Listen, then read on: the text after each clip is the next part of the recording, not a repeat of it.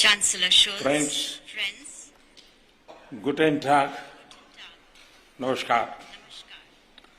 सबसे पहले मेरे और मेरे प्रतिनिधि मंडल के गर्मजोशी भरे स्वागत के लिए मैं चांसलर शोल्ज का हृदय से धन्यवाद करता हूं। मुझे खुशी है कि इस वर्ष की मेरी पहली विदेश यात्रा जर्मनी में हो रही है।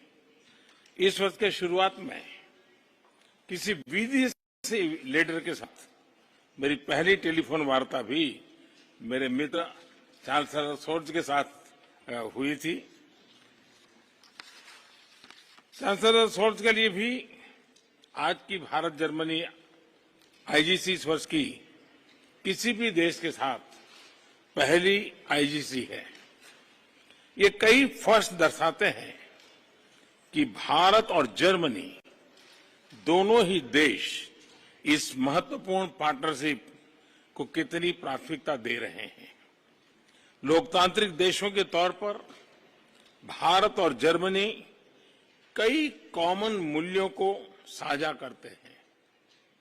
इन साझा मूल्यों और साझा हितों के आधार पर पिछले कुछ वर्षों में हमारी द्विपक्षीय संबंधों में उल्लेखनीय प्रगति हुई है।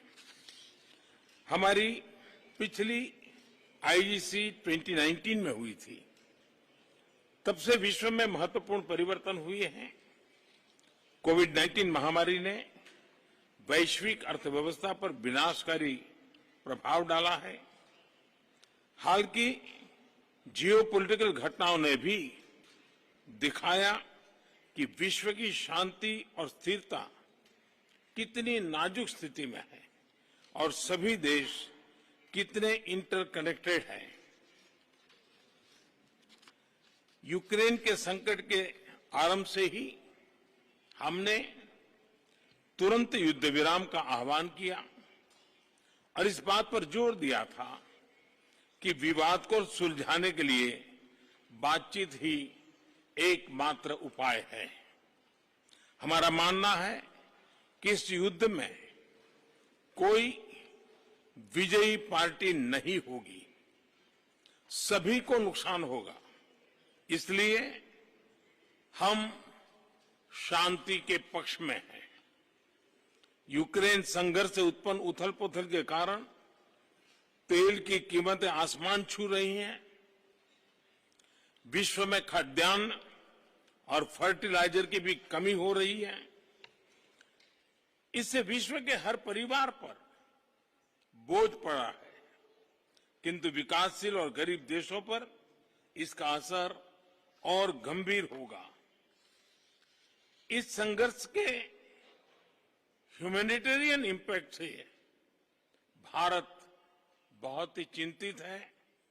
हमने अपनी तरफ से यूक्रेन को मानवीय सहायता भेजी है।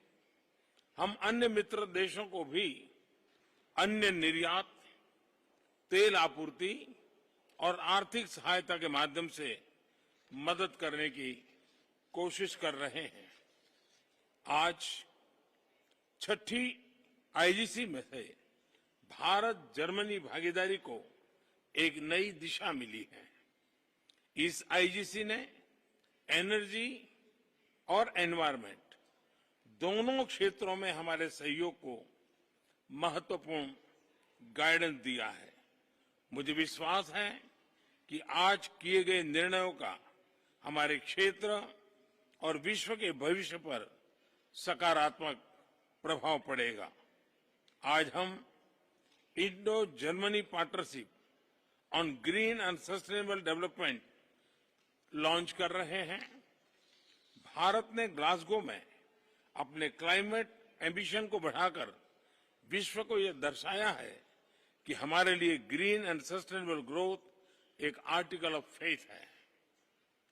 इस नई पार्टनरशिप के तहत जर्मनी ने 2030 तक 10 बिलियन यूरो की अतिरिक्त विकास सहायता से भारत के ग्रीन ग्रोथ प्लान्स को सपोर्ट करने का निर्णय लिया है। इसके लिए मैं जर्मनी और चांसलर शोल्ज को धन्यवाद देता हूं। हमारे कॉम्प्लीमेंट्री स्ट्रेंथ को देखते हुए हमने एक ग्रीन हाइड्रोजन टास्क फोर्स भी बनाने का निर्णय लिया है। दोनों देशों में ग्रीन हाइड्रोजन इंफ्रास्ट्रक्चर को बढ़ाने के लिए में यह बहुत उपयोगी रहेगा। भारत और जर्मनी दोनों को ही अन्य देशों में डेवलपमेंट कोऑपरेशन का लंबा अनुभव है। आज हमने अपने अनुभवों को जोड़कर त्रिपक्षीय कोऑपरेशन के जरिए तीसरे देशों में संयुक्त परियोजनाओं पर कार्य करने का भी निर्णय लिया है। हमारे यह सहयोग विकासशील विश्व के लिए पारदर्शी और सस्टेनेबल विकास परियोजनाओं का विकल्प प्रदान करेगा। फ्रेंड्स, पोस्ट कोविड काल में भारत अन्य बड़ी अर्थव्यवस्थाओं के मुकाबले सबसे तेज ग्रोथ देख रहा है।